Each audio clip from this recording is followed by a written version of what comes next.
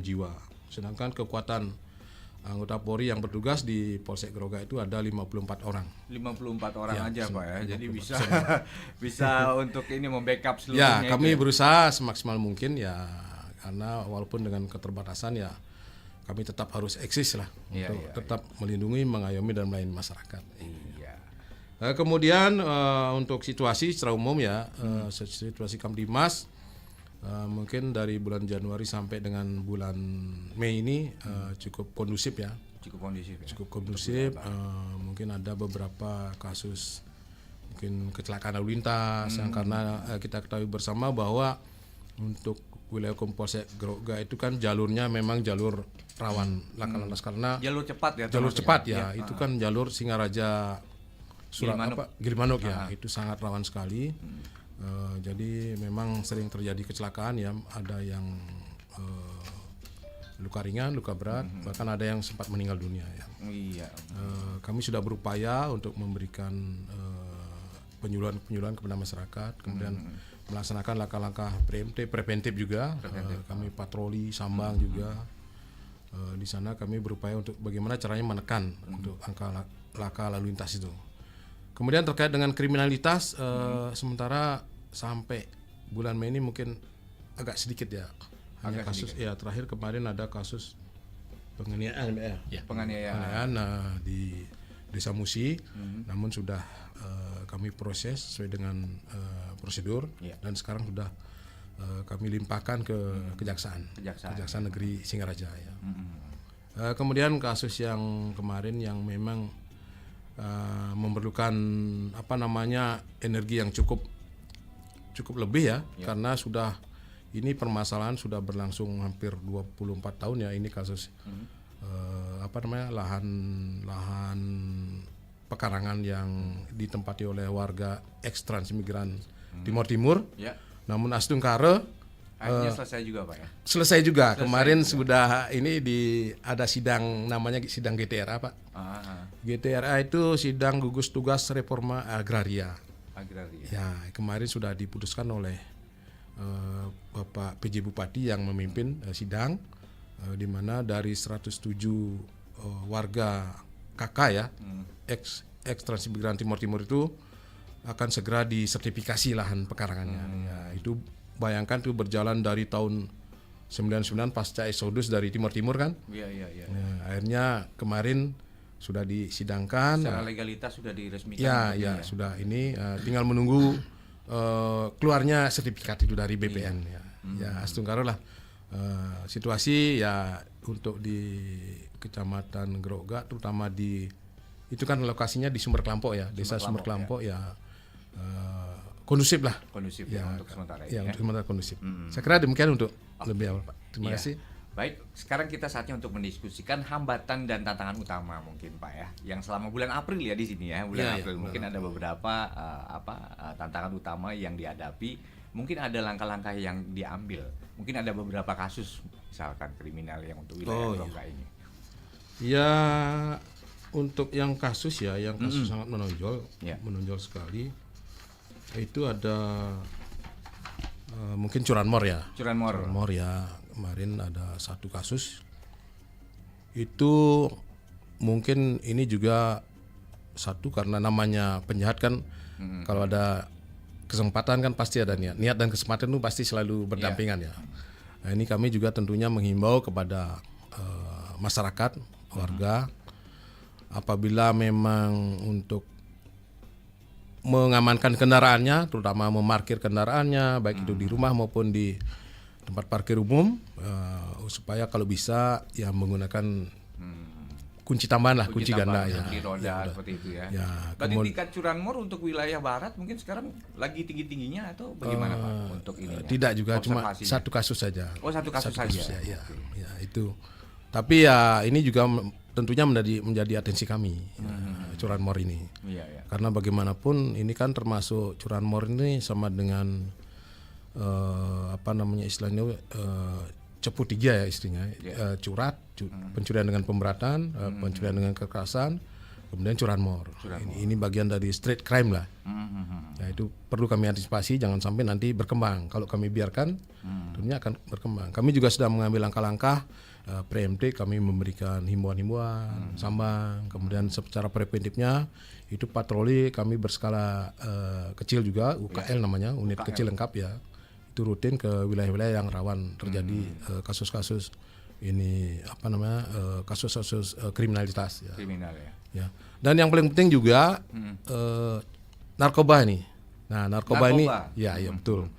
Kebetulan juga pimpinan kami Bapak Kapolres Buleleng kan secara tegas lah. Pokoknya kita perang total melawan narkoba ini. Ya, jadi jangan sampai nanti di wilayah kami di wilayah Polsek Groga ini ada kasus-kasus narkoba. Maka kami juga harus mengikuti untuk memberantas narkoba ini. Menghimbau terus kepada masyarakat. Ya, kami terus menghimbau. Kemudian kami juga melaksanakan mungkin sweeping secara rutin juga kepada warga Roga yang mungkin yang kami curigai terlibat kasus narkoba, mungkin pemeriksaan tes urin dan lain sebagainya. Oh iya. Baik Pak, sekarang kita menyoroti tentang peran Pak ya. Peran tentang program mungkin sosial terkait dengan adanya memberantas narkoba, ya kan, memberantas narkoba yang pastinya di sini ada untuk pendekatan, mungkin pendekatan kepada sebuah komunitas, ya kan, dalam membangun kesadaran dan juga partisipasi masyarakat dalam menjaga Kamtibmas di sini. Mungkin ada upaya-upaya pendekatan? Oh ya, pasti ada Pak. Pasti ada ya? Kami terutama ke sekolah-sekolah ya. Sekolah-sekolah. Itu namanya istilahnya tuh Police Goes to School. Police Goes to School ya. Kami juga sudah melakukan pendekatan ke anak-anak sekolah ya, anak-anak dari SMP, SMA itu kami sudah pendekatan, kemudian ke tokoh-tokoh masyarakat juga. Kami sudah pendekatan bagaimana caranya supaya narkoba ini sekecil mungkin, sedini mungkin kita bisa minimize lah. Jangan sampai itu, karena narkoba itu tidak mengenal umur dia, tidak mengenal faktor usia, tidak mengenal profesi, semua orang pun mungkin bisa bisa semua dihajar bisa. sama dia. Baik. Ya, saya kira demikian. Oke. Nah, untuk tingginya tingkat kecelakaan lalu lintas saat ini di daerah yang mana yang mungkin menurut Bapak saat ini dari bulan April ya untuk diobservasi yang paling tinggi Pak, daerah mana? Terakhir kami bulan April itu yang meninggal dunia itu satu di Desa Groga ya. Desa Groga itu jalan lurus. Kemudian yang kedua di Desa Pemutaran. Ya itu mungkin yang faktor pertama mungkin karena human error yang pertama ya, human error. Yang kedua mungkin karena kelalaian daripada pengendara itu sendiri. Yang ketiga itu faktor jalan. Ya. Faktor jalannya juga Pak ya. Karena faktor jalan di sana tidak semuanya mulus. Iya. Karena ada yang jalannya. Di samping itu fasilitas untuk lampu penerangan. Nah ini faktor yang dominan juga karena kurangnya sarana penerangan jalan ini. Oh begitu ya. Dan human errornya ini mungkin dari faktor manusianya juga. Kesadaran untuk pengendara sepeda motor terutama mungkin agak kurang ya. Ya, kami juga sudah sering hampir setiap hari kami melaksanakan pemeriksaan sweeping untuk ini, memberikan pemahaman kepada warga masyarakat untuk supaya demi keselamatan ya harus memakai helm lah dalam berkendara. Ya. Tapi saya lihat selama ini waktu ini sempat melintas untuk wilayah sana untuk mengambil buah begitu kan. Tapi masih banyak juga ya Pak ya yang melanggar gitu ya, yang nggak pakai helm. Terus motornya juga motor Ya. Seperti itu. Itu bagaimana Pak kira-kira Pak untuk ini ya? Untuk itu Pak, khusus untuk knalpot brong memang kami ini. Kalau ada yang memakai knalpot brong pasti kami amankan di Polsek. Tapi kami tetap melaksanakan penindakan secara humanis. Apabila misalnya menggunakan knalpot brong, ya kami panggil orang tuanya yang bersangkutan supaya diambil ininya. Knalpot aslinya itu yang standar itu suruh pasang aja di Polsek sekalian gitu. Jadi langsung pasang di tempat. Ganti kamu di sini gitu. Tidak harus kita melakukan penindakan, tidak harus kita melakukan penilangan, tidak. Begitu. Ya. Terus masih tetap juga harus diedukasi. Edukasi ya dari usia dini. Baik untuk peran teknologi nih sekarang Pak. Mungkin ada dari sektor Groga untuk ininya. untuk pengembangan mengurangi tingkat kriminalitas mungkin. Oh ya, benar sekali Pak. Itu mungkin kami juga melalui media online itu, media sosial. Itu melalui IT kita sering membuat semacam apa istilahnya itu melalui IT itu di FB, di TikTok, itu di IG. Kita buat himbauan-himbauan Pak. Itu sangat terutama untuk kelompok-kelompok generasi milenial generasi Z itu. Iya, Gen Z itu Pak ya. Gen Z itu ya. Itu ya. Iya. Saya kira demikian. Oh gitu. Terus kemarin saya dengar itu informasinya apakah betul itu Pak yang rumor-rumor yang namanya geng-geng motor yang datang dari barat yang pastinya kan akses dari Jawa ke Bali itu memang ini Pak ya, memang sangat gampang ya untuk masuknya ya. Masalah geng apa sih namanya itu yang kemarin yang lagi viral itu yang Gaza. Geng Gaza kalau nggak salah ya. Kalau menurut patroli dari ini sektor. Kalau kami di wilayah hukum Polsek Grogadi sementara sih belum kami temukan. Yang apa geng-geng Gaza itu belum kami temukan. Mungkin itu hanya rumor hoax lah itu ya. Mungkin kalau itu kan geng itu kan kemarin kan di Denpasar yang ngetren itu kan. Di Denpasar. Ya, di Denpasar. Ya. Kalau syukurlah di wilayah Kecamatan Grogadi itu sementara belum. Mungkin anak-anak lokal yang apa namanya? Kenakalan remaja biasa itu mungkin ya. Oh gitu Pak ya. Oke, baik. Sekarang kita berdiskusi tentang pentingnya peran aktif masyarakat dalam mendukung dan menjaga Kamtibmas serta upaya untuk mendorong partisipasi masyarakat dalam program-program keamanan. Mungkin bagaimana Pak peran serta partisipasi aktif dari masyarakat dalam mendukung program Kamtibmas di wilayah Grogadi? Oh ya, terkait dengan hal tersebut kami dari sesuai dengan instruksi pimpinan itu baik itu dari Kapolri, kemudian dari Komander Wiskapolda Bali itu kan ada juga Komander Wiskapolda Bali itu kalau nggak salah poin pertama itu ada mengutamakan tindakan preventif itu. Ya. Tadi sudah dibahas itu ya. Ya, nah itu kami berupaya untuk mengedukasi masyarakat, melakukan pendekatan dengan kegiatan seperti Jumat Curhat itu, Jumat Curhat. Kami mencari informasi masyarakat mungkin ada keluhan-keluhan, nah itu kami tampung, kami carikan solusi. Oh gitu. Itu Jumat Curhat. Kalau boleh tahu Jumat Curhat itu kegiatannya mungkin isinya apa aja itu Pak mungkin? Itu materinya terkait dengan Harkamtibmas Pak. Situasi Kamtibmas ya. Kami mengedukasi masyarakat bagaimana tata caranya apabila intinya masyarakat itu menjadi polisi bagi dirinya sendiri dan bagi orang lain gitu intinya seperti dan itu. Siap membantu begitu mensupport ya. Oke, baik. Itu di daerah mana-mana aja udah pernah diadakan Pak? Saya hampir setiap desa. Hampir setiap desa. Ya. Untuk setiap ininya. Ya.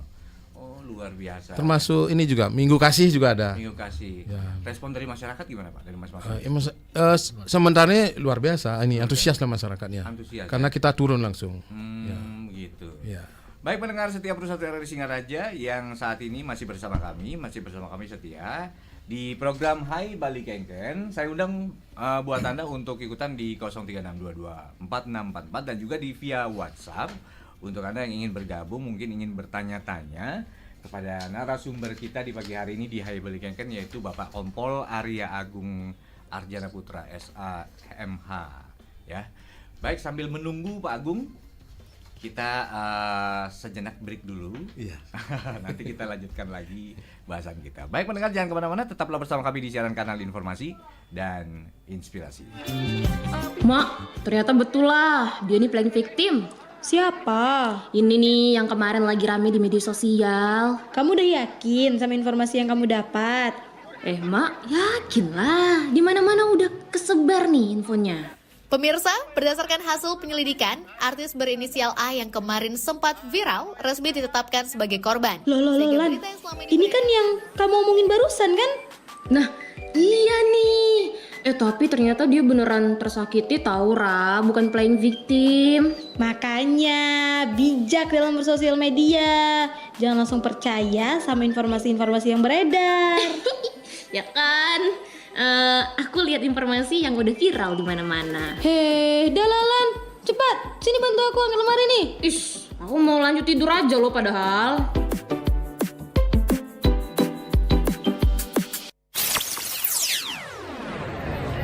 Duh, antriannya panjang bener.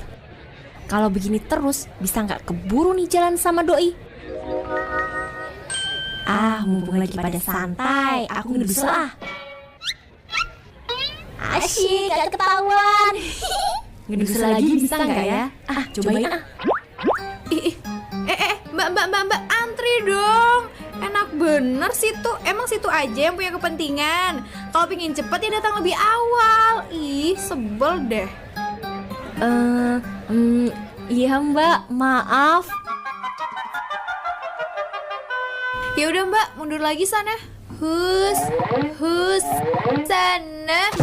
Kita harus selalu membudayakan antri, karena antri itu mencerminkan kedisiplinan kita dan melatih pengendalian diri kita. Oke? Assalamualaikum Pak RT. Waalaikumsalam. Pak Aga, silakan masuk Pak Aga. Begini Pak RT, saya teh mau mudik, cuman minta tolong titip rumah Pak RT. Rencananya berapa lama Pak Aga mudiknya? 2 minggu aja sih. Punten Pak RT, karena khawatir. Sekarang kan mau lebaran, banyak maling Pak RT, jadi saya titip rumah ya Pak RT. Tenang aja Pak Aga dan keluarga silakan mudik. Tenang aja, untuk masalah menjaga rumah, kami kebetulan dan juga warga komplek yang tidak mudik akan bahu-membahu untuk menjaga rumah di sekitar kita. Jadi Pak Aga tenang aja mudiknya. Saya jadi tenang Pak RT, terima kasih banyak Pak RT. Iya sama-sama Pak Aga. Kalau begitu saya pamit dulu ya Pak RT ya. Assalamualaikum. Waalaikumsalam warahmatullahi wabarakatuh. CCTV terbaik adalah tetanggamu. Wah, jalannya macet, bisa telat ke kantor nih. Coba tanya Mbah Google Sugeng enjang Mbah, nuwun sewu, jalan menuju kantor yang nggak macet lewat mana ya? Tidak ada, semua jalanan ramai dan macet. Loh kok bisa Mbah? Karena sekarang banyak orang menggunakan kendaraan pribadi. Coba kalau banyak yang memanfaatkan transportasi umum. Oh, bener juga ya Mbah ya. Jelas dong, Google gitu loh. Makanya ini akibatnya, macet di mana-mana. Sudah tahu kan, parah. Kanal informasi dan inspirasi Pro1. Baik pendengar setia Pro1 RRI Singaraja, kembali lagi bersama saya Niko Ardinata dan juga narasumber kita di kesempatan pagi hari ini di Hai Bali Kengken. Masih bersama Bapak Kompol Arya Agung Arjana Putra SAMH, yaitu salah satu apa ya? Baik Pak, sekarang kita lanjut ke masalah persiapan untuk menjelang pemilihan kepala daerah Pak, yang lebih penting lagi nih Pak. Itu bagaimana menurut Bapak? Silakan Pak. Baik, terima kasih. Iya. Terkait dengan menjelang pemilu kada ya, Iya. pemilu kada, kami dari Polsek Groga sudah melakukan persiapan juga, baik itu personil, kemudian warga masyarakat yang nanti akan melaksanakan pengamanan. Contohnya kami sudah melakukan pelatihan terhadap Linmas ya, Linmas yang ada di wilayah Polsek Groga. Kebetulan juga dalam rangka Hari Bayangkara ini kan ada lomba Satkamling ya, Satkamling. Kami mengambil sampel dari desa Pemuteran. Kami sudah melakukan pelatihan, kemudian menyiapkan sarana prasarana. Kami koordinasi dengan Perbekal setempat, Perbekal Pemuteran ya, dengan melibatkan juga dengan Babin Kamtimas. Dan menggandeng juga Babinsa. Nah, ini kan harus ada sinergi antara TNI Polri, kan tetap harus bersinergi. Harus ada Pak ya. Ya. Dan melibatkan juga Babin Kamtibmas yang terdekat di sana di Desa Pemuteran. Jadi betul-betul kami persiapkan bagaimana nanti pengamanan, bagaimana profesionalisme anggota Linmas yang di lapangan nanti pada saat melaksanakan pengamanan terkait dengan masalah pemilu kada itu. Saya kira demikian. Oh iya. Baik, untuk mengupas langkah-langkah yang diambil, jadi ini untuk secara digital Pak, mungkin ada apa, baik secara fisik maupun dunia digital itu mungkin ada langkah-langkah yang diambil, jadi untuk memastikan keamanan secara keseluruhan Pak, tentang persiapan untuk keamanan pilkada ini. kami tentunya mengacu kepada satuan atas ya. Satuan Karena atas. ya dari Polres juga kan. Mhm. Polres juga kemarin dari Bapak Kapolda kan sudah berkunjung ke Polres Buleleng. Iya. Kemarin memberikan arahan terkait dengan persiapan untuk menghadapi pemilu kada. Itu juga secara melalui media-media ya, secara digital itu melalui media kita juga memberikan himbauan-himbauan kepada warga. Kemudian apa yang dari pimpinan kami juga kami teruskan, terutama ada link-link yang sifatnya edukasi kepada masyarakat terkait dengan situasi Kamtimas menjelang pilkada itu kami teruskan, kami untuk supaya warga masyarakat juga mengetahui, terutama netizen lah. Netizen ya. Ya, Oke. Berarti sekalian menjelaskan tentang dampak dari kondisi ya kan Kamtimas. Ya. Yang terhadap partisipasi warga dalam pilkada Pak ya. Iya betul. Terus selain itu mungkin ada langkah-langkah yang mungkin diambil dari wilayah-wilayah yang mungkin bisa dibilang rawan, mungkin dari Bapak. Untuk kategori rawan sih untuk wilayah Kecamatan Geroga ya.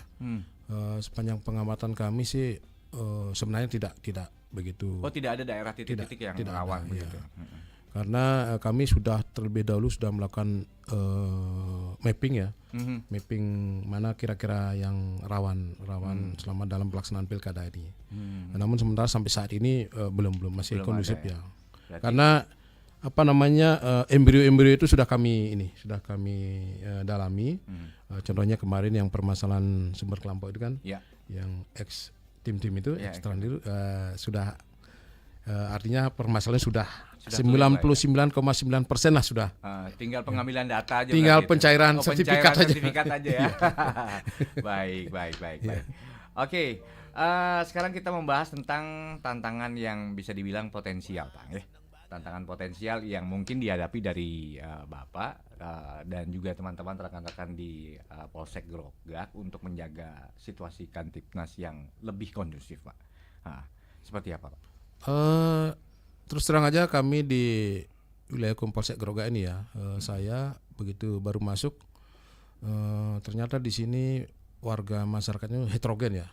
Heterogen. Bukan hanya umat Hindu saja, bukan hanya suku Bali saja yang ada. Ternyata di sana itu ada suku Jawa, suku Mandar, suku Bugis, Madura. Nah, Madura udah mulai masuk di sana. Memang ada dari dulu juga. Oh, dari dulu. Dan ada yang Muslim, ada yang Nasrani juga. Nah, ini tantangan tersendiri bagi kami. Namun ini bukan menjadi alasan bagi kami untuk tidak turun ke masyarakat. Jadi kami terlebih dahulu sudah melaksanakan mapping, profiling terhadap mungkin ada potensi ancaman, potensi gangguan. Kami langsung turun melakukan tindakan langkah-langkah preventif itu. Iya. Yang pastinya ada kerjasama antara pihak-pihak kepala desa, Pak ya. Tokoh masyarakat lah yang paling penting intinya. Iya, betul sekali. Oke. Antara aparat keamanan dan mungkin pemerintah setempat mungkin untuk wilayah Grogak ada?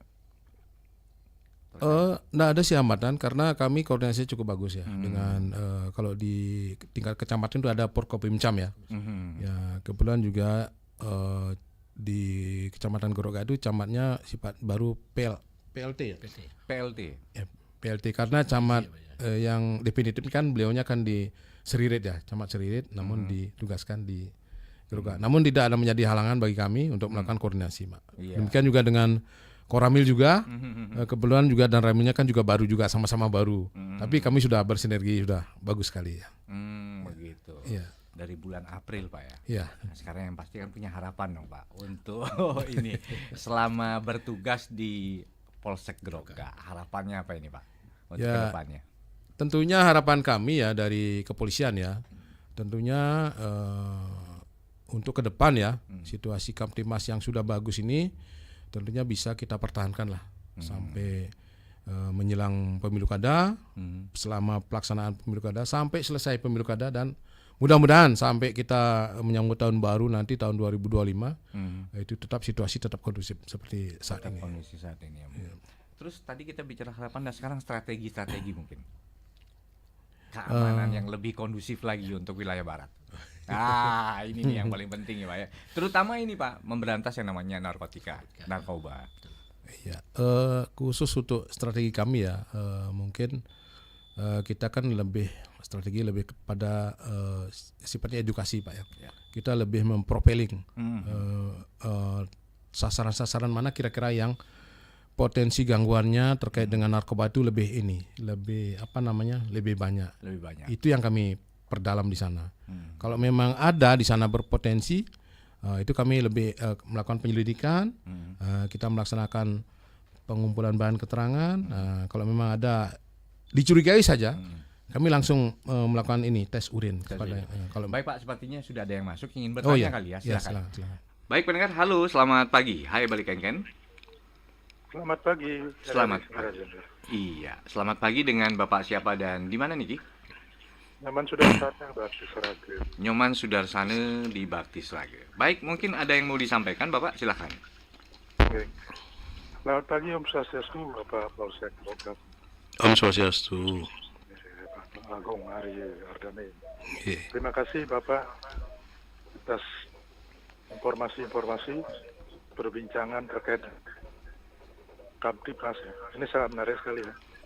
Gimana tadi banyak disampaikan terkait dengan permasalahan-permasalahan yang telah dapat diatasi, diselesaikan, terutama tadi terkait dengan lahan ex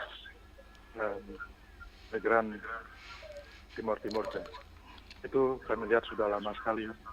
Tentunya dengan diselesaikan ini kami sangat mengucapkan banyak terima kasih sekali, di mana kami lihat sudah cukup lama sehingga dapat tuntas, dan juga terkait dengan kriminalitas dan lain-lainnya sudah dapat diatasi dan dilaksanakan.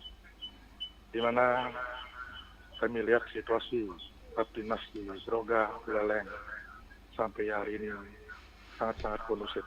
Ini yang perlu dijaga. Dengan adanya juga pelaksanaan pemilu kada, pemilu sebelumnya sudah berjalan dengan lancar, baik. Ini marilah kita pertahankan dan tingkatkan untuk pemilu ke depan. Tentunya berkat upaya-upaya Bapak terkait dengan program-program yang dilakukan dengan Maturha, dan Polisi Beraya dan lain sebagainya. Ini sangat bagus sekali. Dapat memberikan pemahaman edukasi pada masyarakat yang lebih dekat. Ini bagus sekali. Ini terus digaungkan, dilaksanakan, dan juga peran Babin Kamtibmas dan Babinsa ini adalah tugas yang di depan. Ini bagus sekali terus dijalankan agar lebih mendekat, bekerjasama dengan masyarakat. Tentunya berkat dengan kerjasama ini kami yakin situasi Kamtibmas akan berjalan dengan aman dan baik, dan juga pemilu kada. Dan juga harapan kami kemarin mendengar ya perbincangan terkait dengan desa sadar hukum. Ini bagus sekali. Harapan kami agar Bapak juga bisa mendorong desa-desa yang belum membentuk desa sadar hukum. Ini sangat bagus sekali, di mana permasalahan-permasalahan tidak tertumpu ke penegak hukum semuanya. Di mana permasalahan-permasalahan yang ringan dapat diselesaikan di desa. Itu harapan kami.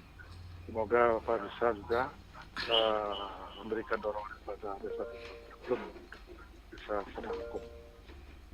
Sekian saja kami sampaikan. Mudah-mudahan dengan interaktif ini masyarakat akan lebih paham dan lebih sadar dengan hukum, dan juga akan dapat berperan serta dalam menjaga Kamtibmas di wilayah. Sekian, terima kasih. Selamat lebihnya Bapak.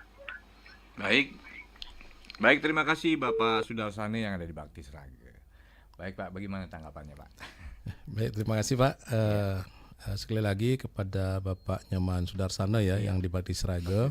Om Swastiastu Bapak. Terima kasih Bapak sudah memberikan apresiasi kepada kami dari kepolisian, khususnya Polsek Groga.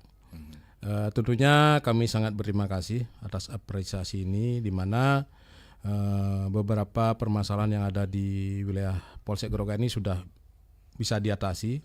Yang pertama itu adalah terkait dengan lahan pekarangan yang lama sekali tertunda, namun Astungkare kemarin sudah ada titik temu. Kemudian terkait dengan kriminalitas, Bapak, ini juga peran serta dari masyarakat juga. Tentunya kami dari kepolisian tidak bisa bekerja sendiri. Nah, ini peran serta masyarakat ini sangat tinggi sekali. Kemudian juga yang berikutnya adalah di sini juga Babin Kamtimas juga, karena di kepolisian itu sudah menerapkan sistem the local boy and the local job, di mana Babin Kamtimas itu mayoritas kebanyakan dari warga lokal setempat ya. Jadi sekarang untuk di wilayah hukum Polsek Groga tidak ada Babin Kamtimas itu dari luar kecamatan Groga. Jadi anggota personil itu sudah memahami karakter masyarakatnya yang di desa binaannya. Jadi otomatis ini akan ada semacam ada secara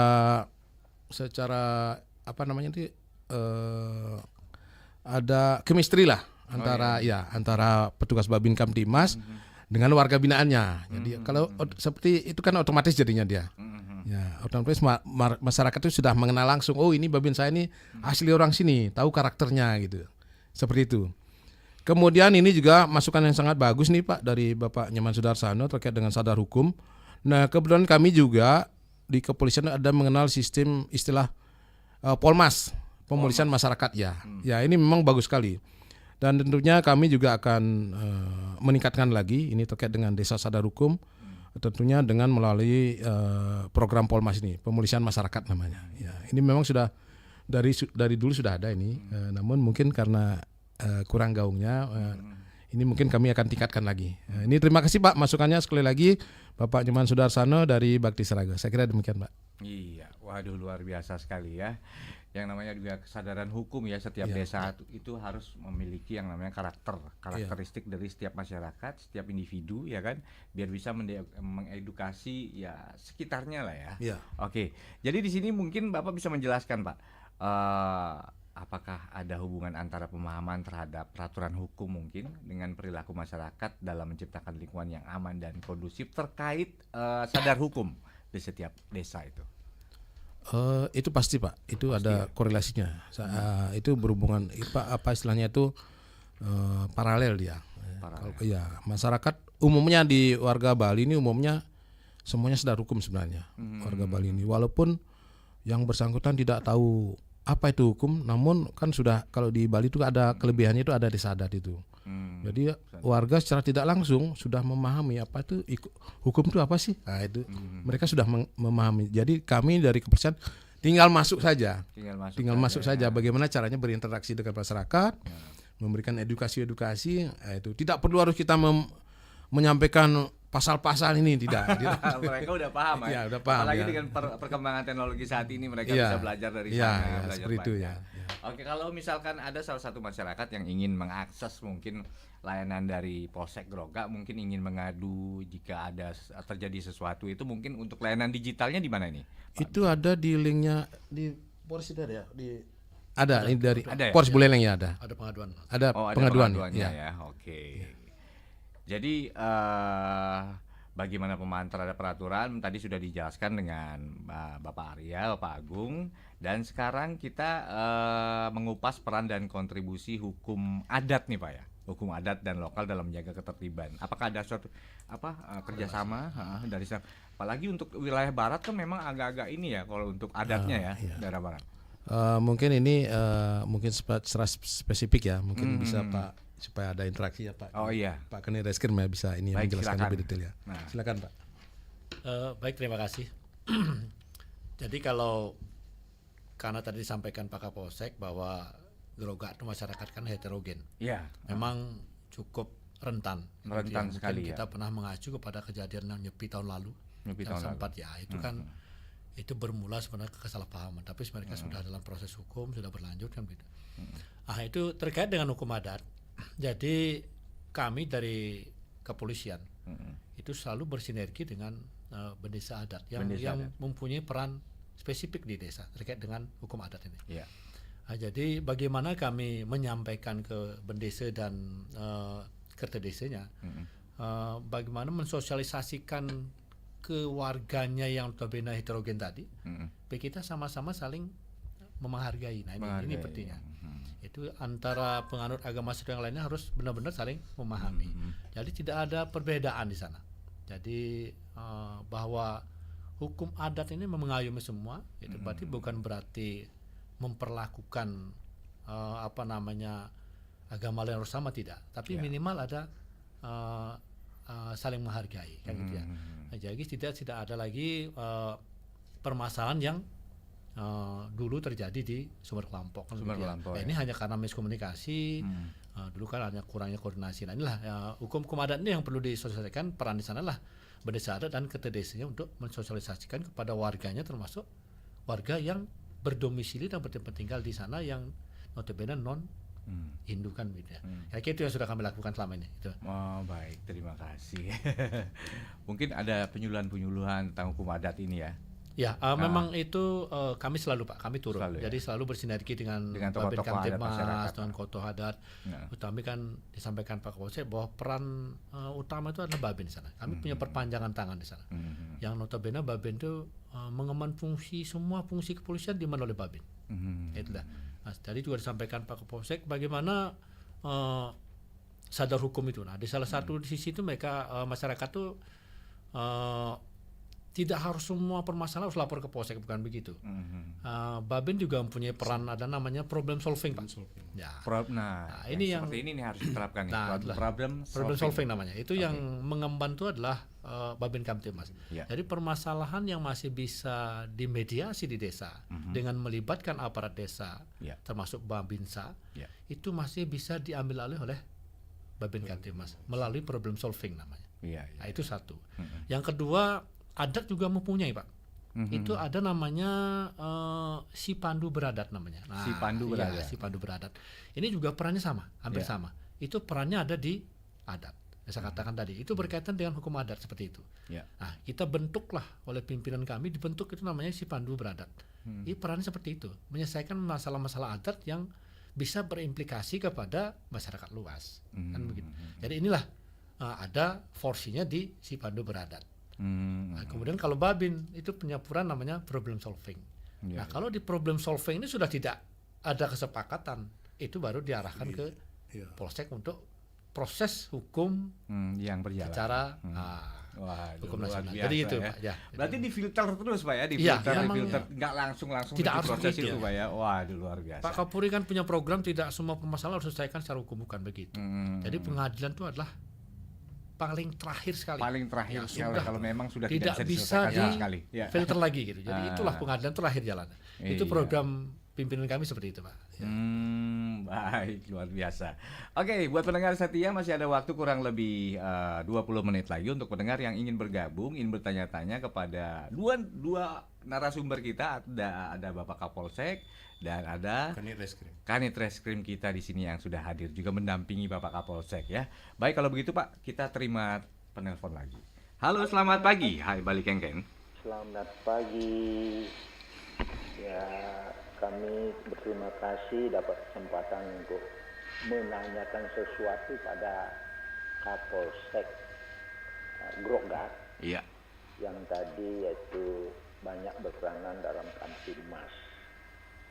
Sebagaimana kita ketahui, sekarang ini tingkat kejahatan cukup banyak, apalagi curanmor seperti tadi disampaikan. Yang perlu saya ketahui, yang perlu saya pertanyakan, yang pertama adalah seberapa jauh peranan sidik jari di dalam menangani faktor-faktor kejahatan tersebut yang saat ini terutama curanmor yang selalu meningkat di Buleleng. Saya dengar dari berita-berita yang ada di Buleleng, di mana tadi juga sampaikan yaitu masalah curanmor.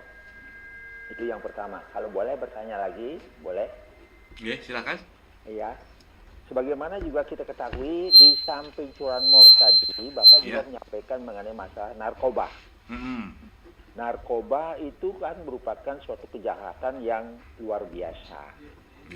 Dan di samping itu juga kejahatan yang lain adalah korupsi yang sangat luar biasa, apalagi nanti yaitu di mana pengelolaan dana desa itu akan diserahkan pada desa, sebagaimana saya dengar yaitu melalui media bahwasanya di desa nanti dapat pengelolaan uang yang cukup banyak sehingga perlu ada pengelolaan dana desa yang maksimal. Nah, yang perlu saya pertanyakan, kenapa kejahatan narkoba itu selalu lebih tinggi hukumannya dengan masalah-masalah tindak pidana korupsi? Padahal korupsi juga merupakan kejahatan yang menimbulkan masalah negara, sedangkan ini juga narkoba masalah masyarakat. Di mana yaitu letak pertimbangannya? Terima kasih. Baik, terima kasih tidak menyebutkan nama ya. Baik, mungkin bisa dijawab satu-satu Pak Kanit dan juga Pak Kapolsek, silakan.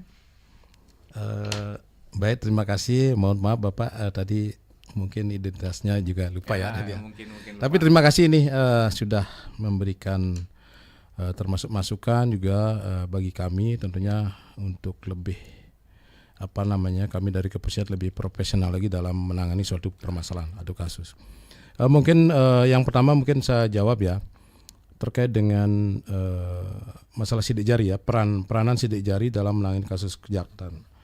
Tentunya di sini peranan sidik jari ini sangat penting, Pak, dalam proses pemeriksaan perkara, khususnya di tingkat penyidikan, di mana identitas pelaku ini bisa dilacak dari TKP pada saat pelaku melakukan tindak pidana.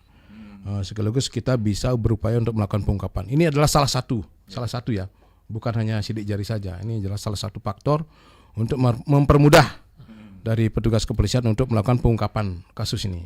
Itu salah satu. Karena apa? Sidik jari ini seluruh dunia tidak ada yang sama. Itu yang ini menguntungkan lah. Ya, tidak ada yang sama. Setiap orang sidik jarinya berbeda-beda. Ya. Nah, itulah kami dari kepolisian biasanya. Kenapa? Apabila ada pengambilan, ada masyarakat yang membutuhkan surat keterangan catatan kepolisian itu wajib mencantumkan sidik jari. Nah, itulah gunanya. Karena kami bisa nanti misalnya ada kasus kejahatan seperti curanmor atau mungkin pencurian di ATM misalnya, itu kami bisa lacak dengan cara mengambil sampel sidik jarinya. Kemudian sampel sidik jari itu kami cocokkan dengan file-file yang ada di kami, sidik jari yang ada di kami ya. Siapa tahu ini adalah pelaku residipis dan lain sebagainya. Ini singkatnya, sidik jari ini sangat berperan penting dalam pengungkapan suatu kasus tindak pidana. Ya. Baik, terus pertanyaan yang kedua dari Bapak ini yang tadi mungkin narkoba tadi ya. Iya, terkait narkoba. Kenapa hukuman narkoba itu lebih tinggi daripada seorang koruptor gitu? Mungkin saya jawab secara umum dulu ya. Secara umum aja, Pak. Secara umum dulu. Nanti secara spesifiknya nanti dari Pak Kanit Reskrim ya. Iya. Kalau secara umum itu memang sudah diatur oleh undang-undang, Pak. Iya. Kalau narkoba itu dia ada istilahnya lex specialis derogat lex generalis. Itu artinya ini sifatnya dia khusus dia. Merusak generasi kayaknya dia ini. Bukan, maksudnya ada undang-undang yang bersifat khusus lagi mengatur gitu tentang narkoba ini. Ya, itu beda dengan tindak pidana umum yang biasa, misalnya pencurian pemberatan, pencurian kekerasan, itu diatur dalam KUHP. Ya, tapi kalau narkoba ada undang-undang khusus ini narkoba terkait dengan penyalahgunaan narkotika ini. Iya.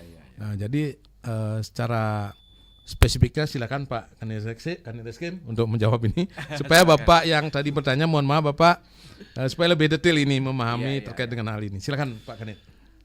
Baik, terima kasih Bapak NN yang tidak mau menyebutkan namanya. Ya, sebenarnya Pak ya. Jadi ada dua pertanyaan tadi sudah disampaikan Pak Kapolsek.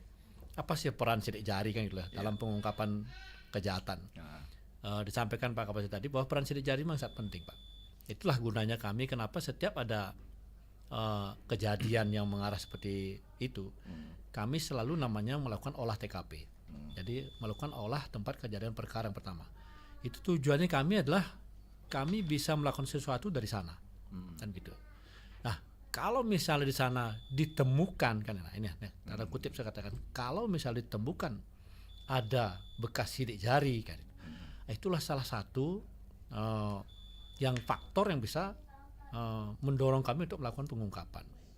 Tapi kendalanya kami pada saat melakukan olah TKP itu ya jarang sekali kami bisa menemukan bekas sidik jari ini, itu kendalanya. Nanti tidak mudah seperti yang kita gambarkan. Setiap nempel bisa sidik jari, bukan begitu. Harus minimal ada mungkin kaca, ada medianya yang bisa untuk dilakukan olah TKP. Nah, ketika kami olah TKP itu, kami selalu berkoordinasi dengan tim Inavis sama dari Forest. Kami selalu menghadirkan itu. Itu gunanya untuk lebih mempertajam lagi, lebih memperdalam lagi dalam kami melakukan olah TKP terkait dengan tadi itu, untuk bisa menemukan kami bekas sidik jarinya, kan begitu. Termasuk yang kedua, kami sering memberdayakan di sana CCTV. Sekarang kalau teknologi itu salah satu bagi kami sekarang ini, itu adalah peranan yang paling penting buat kami untuk melakukan pengungkapan CCTV itu. Nah, di sanalah kami sering berkoordinasi kepada toko-toko atau perusahaan-perusahaan yang minimal bisa memasang CCTV yang salah satunya mungkin mengarah kepada jalan umum. Ya, itu sehingga kami bisa mempermudah ketika kami lakukan penyelidikan terkait kasus-kasus ini kan. Nah, itu sebenarnya peran sidik jari sangat penting, tetapi itulah tidak semudah yang kita gambarkan bahwa sidik jari itu langsung kita bisa temukan, tidak begitu. Tapi kami selama ini sudah selalu berkoordinasi dengan tim Inavis Forest untuk mengolah TKP seperti itu. Itu kayak pertama. Nah, yang kedua mungkin pertanyaan yang kenapa kok vonisnya narkoba kadang-kadang lebih tinggi, kadang-kadang tanda kutip ya, tidak selamanya kan begitu Pak ya. Nah, itu kami di kepolisian, apa dikatakan Pak Kapolsek tadi, itu sebenarnya lex spesialis, jadi penanganan khusus nama itu Pak. Jadi kami kepolisian itu hanya melakukan proses penyidikan. Ya, berdasarkan undang-undang yang aturan yang ada. Nah, setelah kami melakukan proses penyidikan, kami limpahkan kejaksaan, dan kejaksaan pada saat persidangan itu dengan penuntutan ke pengadilan. Itu di luar konteks kewenangan kami. Gitu. Kami hanya itu kewenangan itu ada di pengadilan untuk melakukan vonis. Kami hanya melakukan proses penyidikan untuk membuktikan bahwa kasus ini benar-benar perbuatan melanggar hukum itu aja. Itu tugas kami. Jadi kami ada pada porsinya. Nah, kalau pertanyaan seperti itu, terus kami tidak bisa menjawab secara spesifik karena itu bukan. Kalau bisa nanti dihadirkan narasumber dari ini ya. Nah, sangat penting Pak. Nah, itu dari sana mungkin sesuai dengan tema yang nanti akan kita bahas begitu. Kalau ini kan beda temanya. Betul ya. Baik, kita akan terima penelpon lagi Pak. Halo, selamat pagi. Hai Balik Keken. Beli kacang kapre juga kerupuk. Iya. Terima kasih bisa masuk. Terima kasih juga. Oke, Wak Daeng. Papa Dimas ya? Papa Dimas, apa kabar? Silahkan Papa Dimas, mungkin ada yang mau disampaikan dengan Bapak Kapolsek dan juga Bapak Kanit. Kapolsek dan Pak Kanit ya? Ya, silakan. Apa namanya? Sebelumnya saya ucapkan selamat pagi kepada Bapak. Selamat pagi Pak Dimas. Hari Jumat ketemu Bang Mandor di Jalan Gempol. Bapak Kapolsek dan Pak Kanit tetap semangat, jangan kasih kenor, gaspol. Terima kasih. Begini Pak, saya mau nanya sedikit saja Pak. Tadi baru saya dengar sedikit tadi hukum adat Pak ya.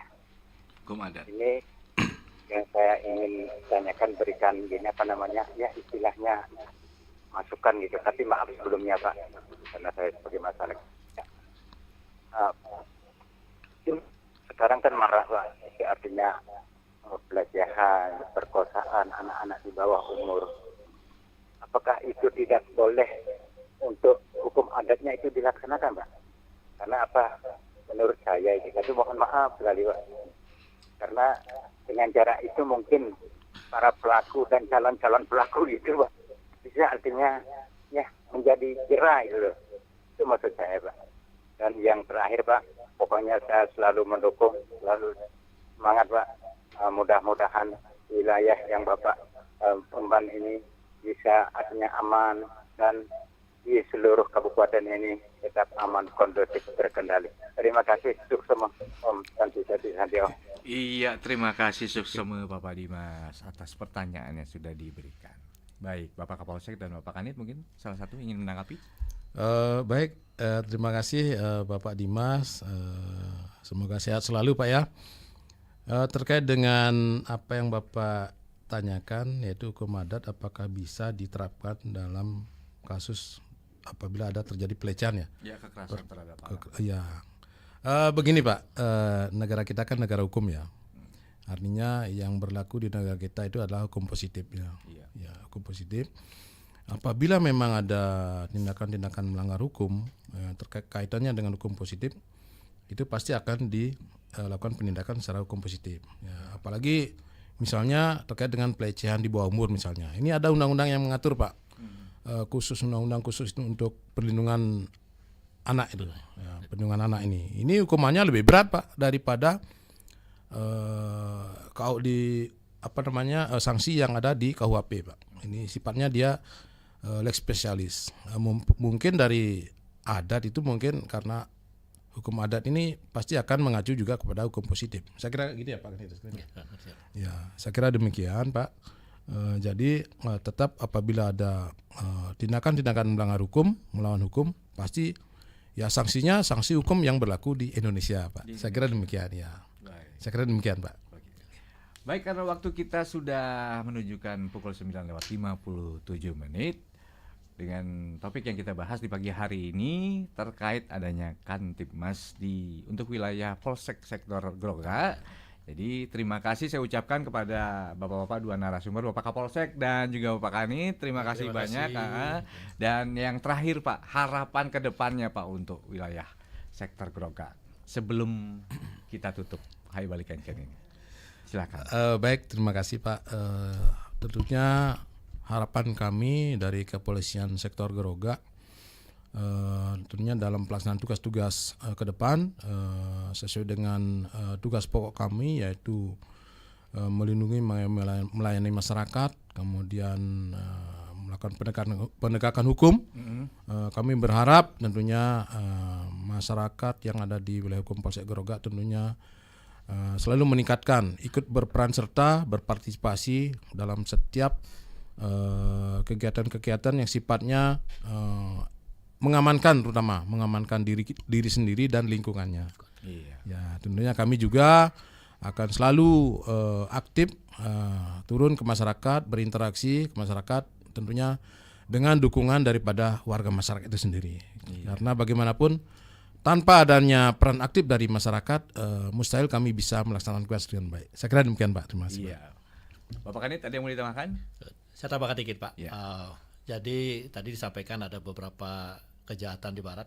Jadi itu saya himbau kepada seluruh masyarakat Buleleng khususnya di wilayah Kecamatan Groga. Marilah kita sama-sama waspada, terutama masalah curanmor, berhati-hati, masalah kunci motor karena kejadiannya banyak kunci yang nyantol Pak. Jadi tolong sepeda motor seperti yang sampaikan Pak Kapolsek juga perlu pakai kunci ganda. Jadi tolong sehingga tidak memberikan peluang kepada pelaku kejahatan. Itu yang kami harapkan. Yang kedua, untuk anak-anak muda dan masyarakat sekitarnya, jangan pernah menggunakan knalpot brong karena itu sudah sangat mengganggu bagi pemakai jalan lainnya. Itu sudah merupakan perintah pimpinan, itu dilakukan tindakan tegas, kemudian orang tuanya harus dipanggil untuk memberikan efek jerah kepada masyarakat dan anak-anak muda. Itu aja Pak. Baik, terima kasih Pak Kanit. Baik pendengar, akhirnya sekaligus mengakhiri kebersamaan kita di Lintas Singaraja pagi ini bersama saya Niko Arinata. Dan sekali lagi terima kasih buat pendengar setia yang sudah beratensi atau berpartisipasi di Hai Balik Kenken dan menyumbangkan suaranya untuk bertanya-tanya di topik yang kita bahas di pagi hari ini.